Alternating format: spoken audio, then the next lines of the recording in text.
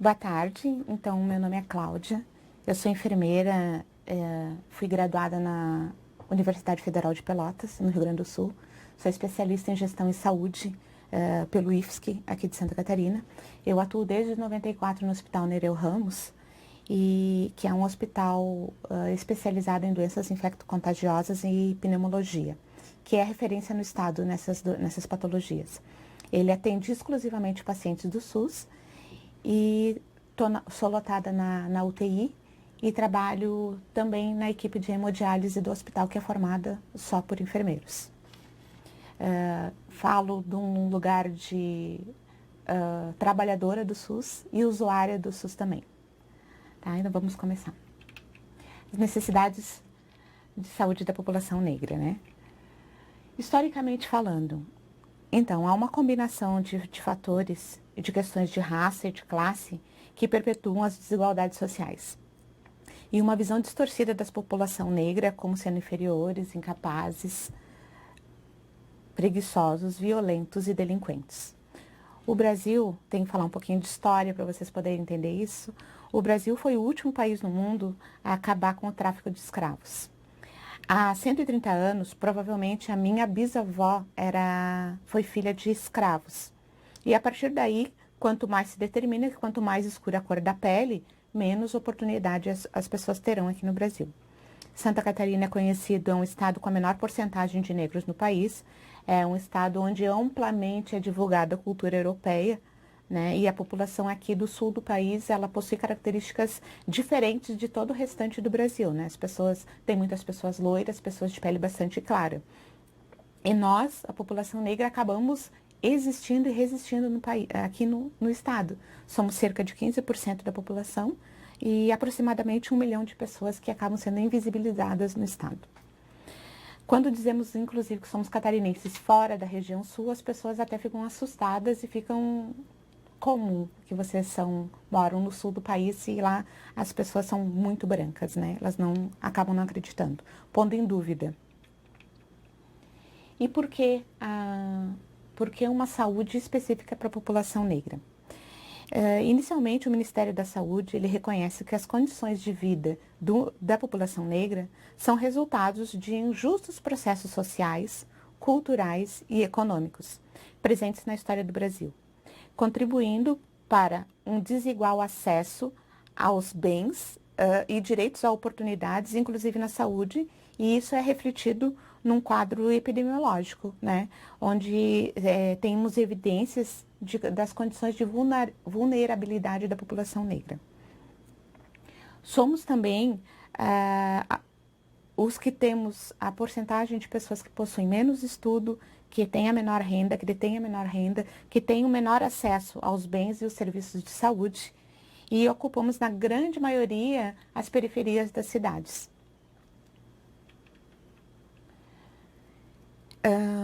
A necessidade de uma política para a saúde da população negra é porque também é um fundamento do SUS, onde saúde é um direito de todos.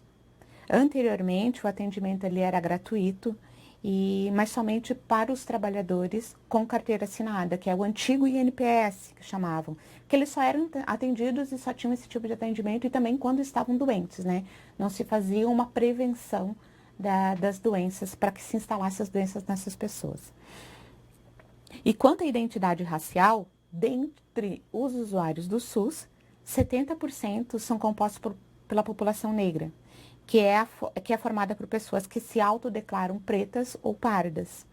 E é importante salientar que a importância de coletar adequadamente esses dados, pois eles servem de base de dados para pesquisas e políticas públicas.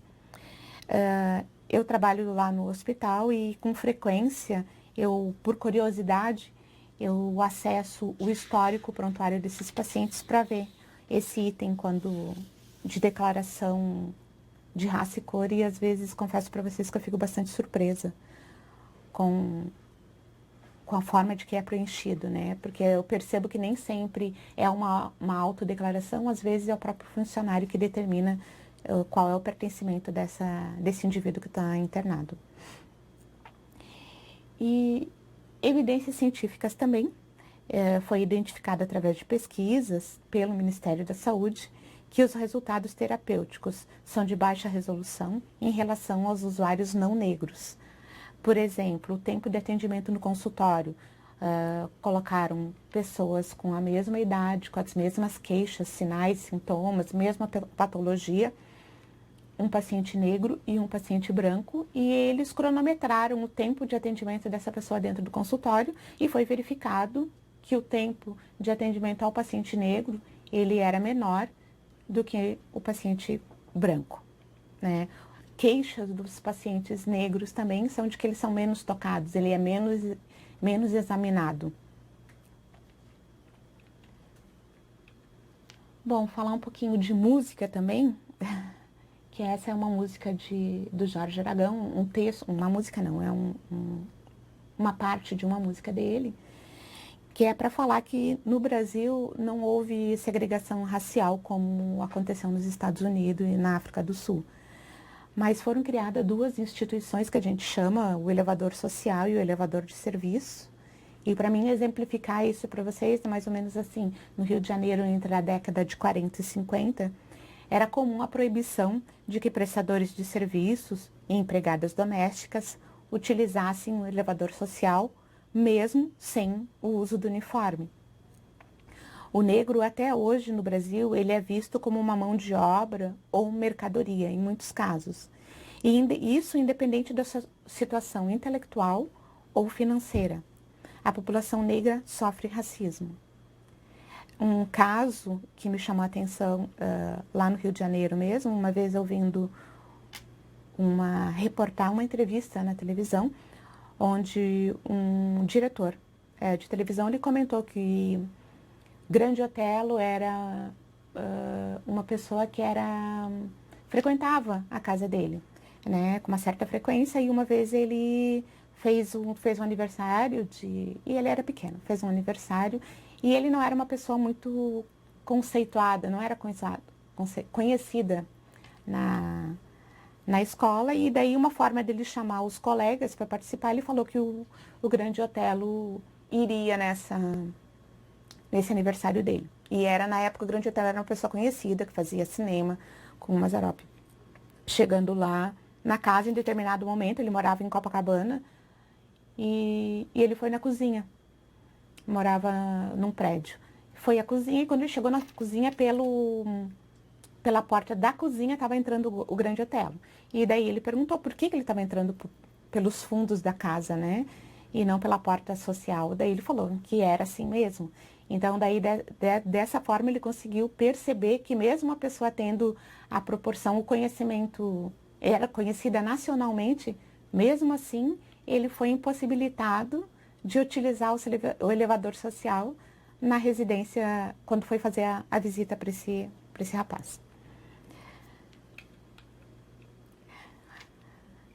É consenso na literatura científica a existência de doenças de maior prevalência na população negra, em virtude do condicionamento de fatores genéticos que atuariam conjuntamente com fatores sociais e ambientais, e que teriam efeito direto na morbidade e na mortalidade. Entre as doenças genéticas hereditárias mais comuns, destacam-se a hipertensão arterial, a diabetes, as doenças sexualmente transmissíveis como HIV e sífilis e a doença falciforme. E eu vou falar um pouquinho de cada uma. Sobre hipertensão arterial sistêmica, achados de pesquisas apontam para 30 a 40% do total de casos, que são determinados geneticamente, e é a causa direta de 12 a 14% de todos os óbitos no Brasil. Em geral, ela é mais alta em homens e mais prevalente em negros. A taxa de mortalidade vem aumentando gradativamente. Há relatos de que o estresse e as condições de desnutrição e desidratação em que foram submetidos nos porões dos navios negreiros acabaram por ocasionar uma seleção natural, onde os mais resistentes sobreviveram e desembarcaram com alterações metabólicas que foram transmitidas aos seus descendentes. Sobre diabetes mellitus tipo 2. É um tipo de diabetes que ela se desenvolve na fase adulta, ela evolui causando danos em todo o organismo. A maior prevalência é na população negra também, com o aumento também da mortalidade e do risco de morte vem aumentando nos últimos anos. É a quarta causa de morte e a principal causa de cegueira. A frequência da diabetes na população negra é 9% maior em homens negros e em torno de 50% a mais em mulheres negras do que em mulheres brancas. Então, eu costumo dizer que quem é afrodescendente no Brasil já vem com um pacotinho básico, que é a hipertensão arterial e a diabetes. Eu já sou uma pré-diabética. Meus pais, minha família, meus pais diabéticos, tios diabéticos, avós diabéticos, então já tenho um histórico familiar que tudo leva a crer que daqui um pouquinho eu já estou carregando ela também. Sobre HIV e infecções sexualmente transmissíveis. Então, o aumento de casos na população negra vem aumentando com o passar dos anos e uma das causas pode ser por dificuldade de acesso às informações e a dificuldade de acesso ao Sistema Único de Saúde. A mulher negra, ela acaba sofrendo, como todas as outras mulheres, mas a mulher negra tem mais a questão do racismo. Mas assim como as outras mulheres, ela sofre uma dupla vulnerabilidade, neste caso, né, devido à submissão às questões sexuais, e elas são responsabilizadas também no que diz respeito às questões reprodutivas. Existe um tabu e ainda existe uma dificuldade de diálogo com o parceiro. Então, nós, sendo mulheres, e nesse caso, independente de ser mulher negra ou não, tem uma certa dificuldade em convencer a usar o preservativo na hora das relações sexuais. E a doença falciforme é uma doença hereditária, ela é decorrente de uma mutação genética que ocorreu há milhares de anos no continente africano e a doença, consequentemente, chegou aqui através do tráfico de pessoas escravizadas. Ela é causada por um gene recessivo, que varia de 2 a 6% na população brasileira, na população branca, e de 6 a 10% na população negra. Ela apresenta nos primeiros meses de vida manifestações clínicas importantes, o que representa um sério problema de saúde pública no país. Esse número pode aumentar com a chegada dos imigrantes africanos e da América Central, pessoal procedente do Haiti. E daí se pede uma atenção aos testes que são realizados. O teste do pezinho, ele é realizado para a detecção da anemia falciforme desde 2001 aqui em Santa Catarina e ao pré-natal na Rede Cegonha a partir de 2011 que ele se torna uma rotina. Eu acabei sabendo também que eu sou portadora de traço de anemia falciforme, mas foi através de uma doação de sangue que eu fui fazer no EMOSC e fiquei sabendo através dessa doação que era portadora de traço de anemia falciforme. Uma das minhas preocupações foi em relação às minhas filhas, para saber se elas eram portadoras ou não. Fui encaminhada ao hematologista lá, conversando com ele para tirar dúvidas. Ele perguntou como é que tinha sido o teste do pezinho delas. E eu falei que os resultados eram normais, ele pediu para mim não me preocupar. Só que depois, participando de algumas palestras e alguns seminários e vendo algumas leituras, eu descobri que o teste do pezinho, minhas filhas nasceram em 96, e eu descobri que o teste do pezinho para detecção de anemia falciforme foi só em 2001. E daí eu fiquei novamente preocupada, acabei solicitando um exame para elas, que é a eletroforese de hemoglobina, e daí descobri que uma delas também é portadora do traço de anemia falciforme. Não temos a doença, mas tem probabilidades de eu me relacionar com algum homem que também seja portador de traço, ou as minhas filhas, e de nascer alguma criança com anemia falciforme. E o pré-natal, né, na Rede Cegonha, só a partir de 2011 que tem a solicitação dessa, para saber se a mulher é portadora de anemia falciforme ou do traço. Falar sobre indicadores e dados, ali na verdade está escrito danos, mas são dados, indicadores e dados sobre a saúde da população negra, tá bom? A mortalidade materna. A taxa de mortalidade materna é muito maior que a branca, né? As principais causas são a hipertensão, a hemorragia e a infecção pós-parto. Nós, mulheres negras, na hora do parto, muitas vezes recebemos menos analgesia, que é a medicação para dor. Pois culturalmente acreditam que somos mais resistentes à dor, mais fortes.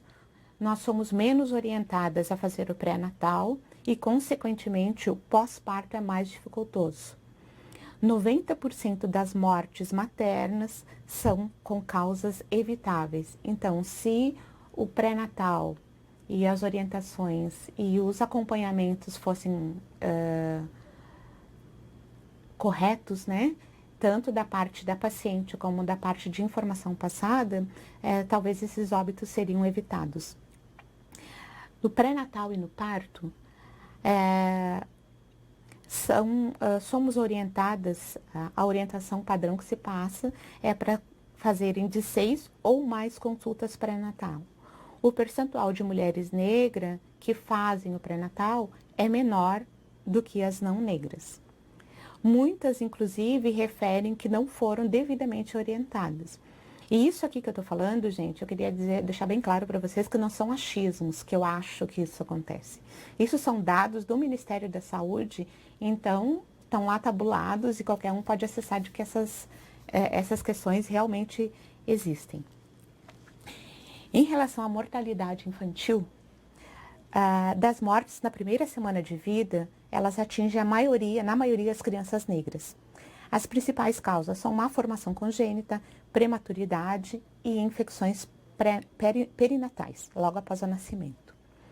Grande parte das famílias negras vivem em espaços urbanos ou rurais, com ausência de informações e de acesso aos bens e serviços de qualidade. Esses serviços são a saúde, a educação, saneamento básico e o que torna essas pessoas mais vulneráveis. E causas externas de morte, que é a segunda causa de morte mais frequente na população jovem, na população negra jovem, e é o homicídio. Né? Enquanto que para a população branca aparece como a quinta, na população negra aparece como a segunda causa de morte. A taxa de homicídios na população negra aumentou 18%, enquanto para os não negros ela reduziu em 12%. Falar um pouquinho, mostrar a linha do tempo sobre saúde, o porquê da saúde da população negra e lembrar que tivemos sim políticos, a gente precisa de políticos e pessoas que nos amparam, né, para iniciar essas políticas, mas lembrar que é uma caminhada longa, que já vem de muito tempo, né? Os meus antecedentes, né, muitas pessoas, os mais velhos que a gente chama, que estão nessa luta já faz bastante tempo. Então, tem algumas datas que são importantes para ressaltar e interessantes, né? Em 1980 e 1990, houveram bastante denúncias e campanhas contra o extermínio de criança e esterilização de mulheres negras. Isso eu falo, não sei se vocês têm lembrança, na época de que morriam muitas crianças com desnutrição e desidratação no Brasil, mas lá para a região norte e nordeste, né? E daí quando a gente fala assim, surgiu a campanha do Sorinho Caseiro, que foi, acho que é Zilda Arnes, né? Da Igreja Católica, que fizeram essa campanha e salvaram várias crianças. E daí quando a gente para pensar quem eram essas crianças, era a população que mora no norte e nordeste do Brasil, né? Em 95 teve a Marcha Zumbi dos Palmares, que onde solicitou, entre outros itens, a criação de políticas para a saúde da população negra e atenção à doença falciforme. Em 1996, foi incluído no Estado de São Paulo o preenchimento do quesito raça e cor nas declarações de nascidos vivos e de óbito. Houve a criação de programas em estados e municípios sobre a doença falciforme. Em 2005, ocorre a primeira Conferência Nacional de Promoção da Igualdade Racial, com debate sobre saúde da população negra. Em 2006, tá certo. Em 2006, Cria-se uma política nacional para pessoas com doença falciforme. O movimento negro consegue uma representação no Conselho Nacional de Saúde e cria o dia 27 de outubro como Dia Nacional Pró-Saúde da População Negra. O Ministério da Saúde reconhece o racismo institucional e é aprovada a criação da Política Nacional para a Saúde Integral da População Negra. Ao aprovar essa política, o Ministério da Saúde reconhece que os processos históricos de luta e resistência dessa população desde o período colonial até os dias de hoje, ele reconhece as condições sociais em que os negros vivem e o racismo que são submetidos são determinantes para a sua situação de saúde. E reconhece que o racismo institucional como produtor e reprodutor de práticas discriminatórias que resultam na oferta de serviços de baixa qualidade e aos grupos sociais que são discriminados. Em 2009, é publicado no Diário Oficial da União a Portaria 992 do Ministério da Saúde, que institui, então, a Política Nacional de Saúde Integral à População Negra, com a finalidade de desconstruir o racismo institucional no SUS e a inclusão das práticas de cura de matriz afro-brasileira. Em 2010, é criada a Lei 12.288, que institui o Estatuto da Igualdade Racial. Em 2017, então, em fevereiro de 2017, é criada a Portaria 344, que dispõe sobre o preenchimento do quesito raça-cor nos formulários dos sistemas de informação da saúde, de informação de saúde. Uma coisa que eu gostaria de falar é que é o seguinte: as pessoas responsáveis pela coleta desses dados, a gente precisa estar atenta se elas foram devidamente orientadas para essa atividade e se os usuários do SUS conhecem a importância desse preenchimento, né?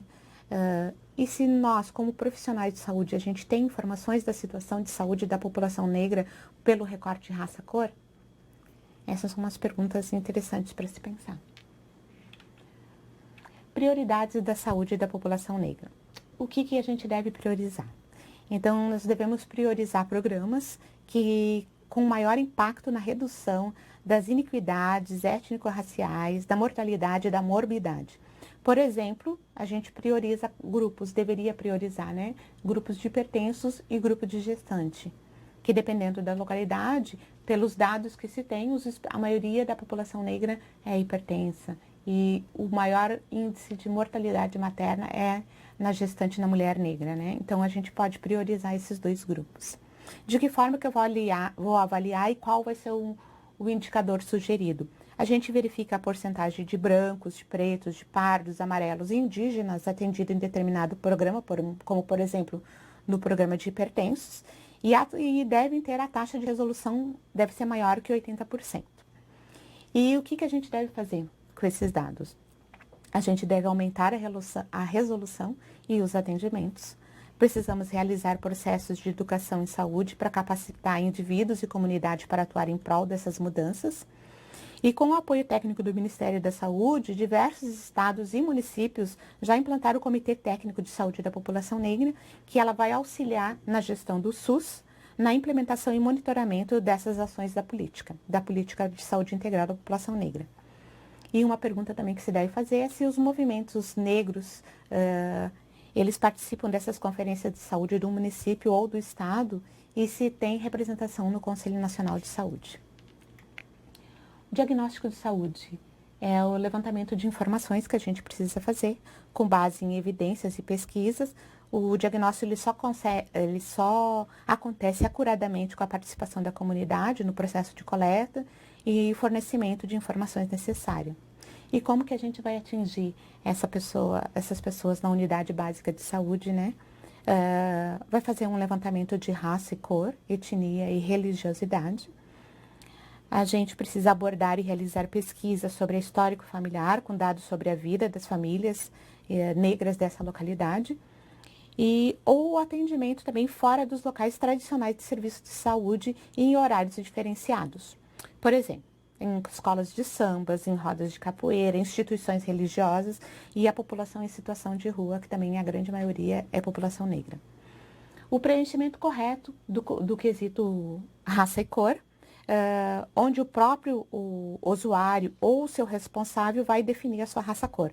Lembrando que essas informações são importantes para a construção de políticas públicas, são relevantes para atender o princípio de equidade do SUS, ao reconhecer as diferenças nas condições de vida e saúde das pessoas.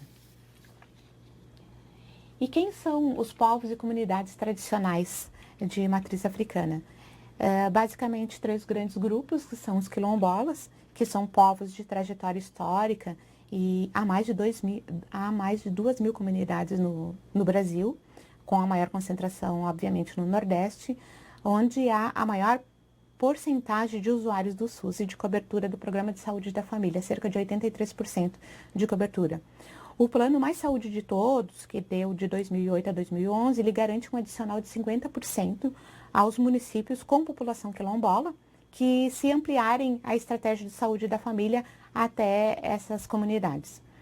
De estratégia de saúde da família e de saúde bucal até os quilombos, é a Portaria 90 de 2008.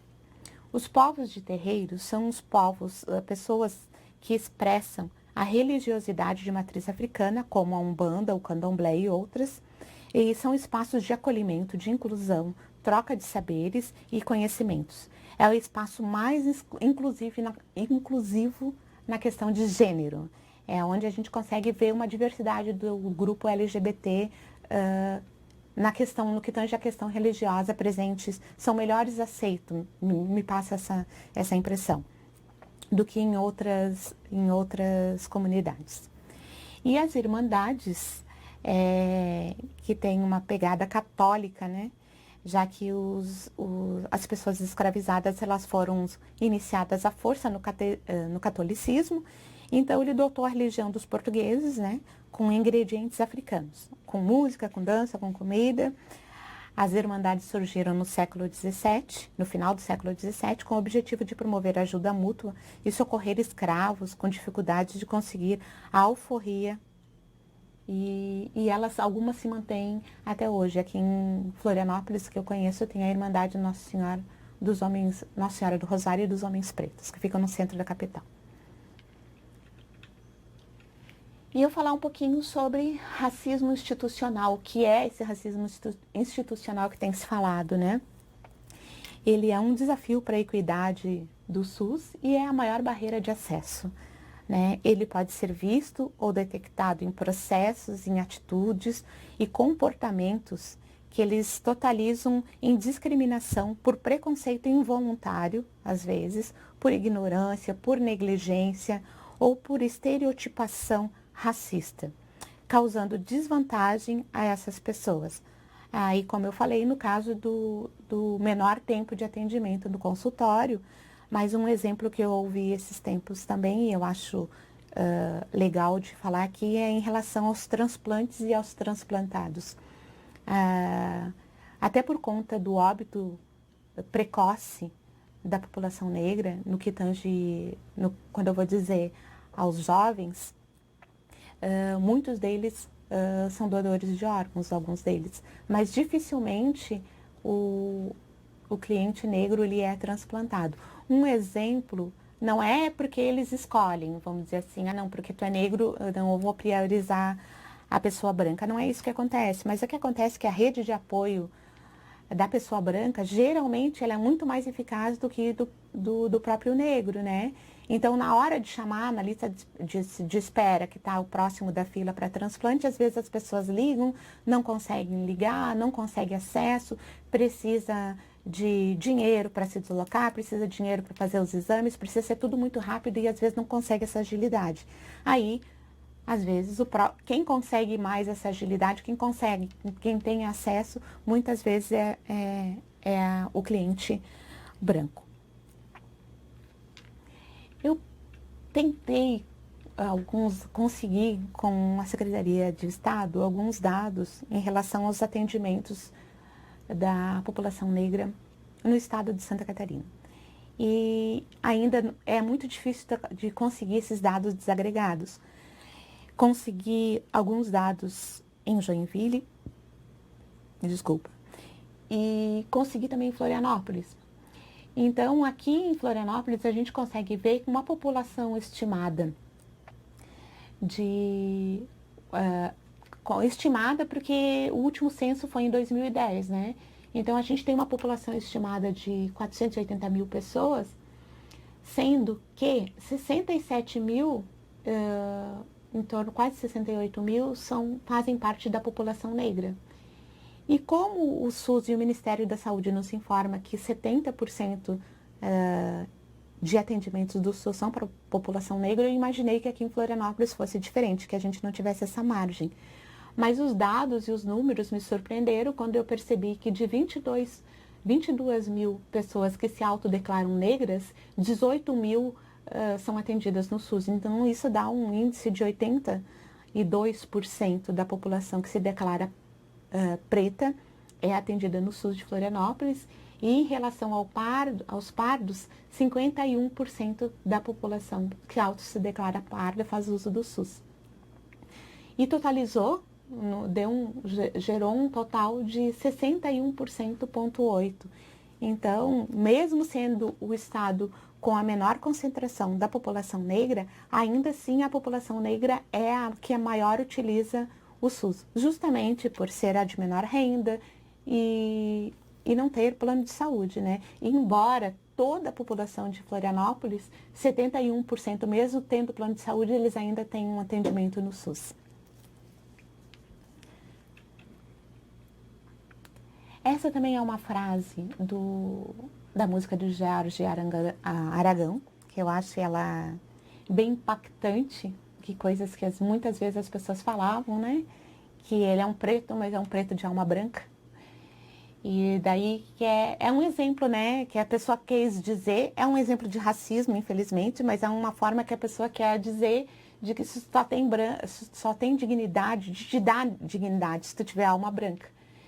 E que se o preto de alma branca para você é um exemplo de dignidade, não nos ajuda, só nos faz sofrer e nem resgata a nossa identidade.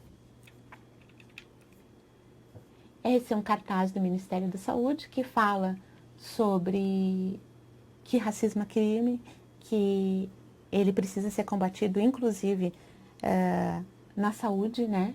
Que ele faz mal e ele mata, né? Porque às vezes a pessoa fica calada e as queixas que ela quer ter dos seus sintomas ou pelo não atendimento ela não é encaminhada.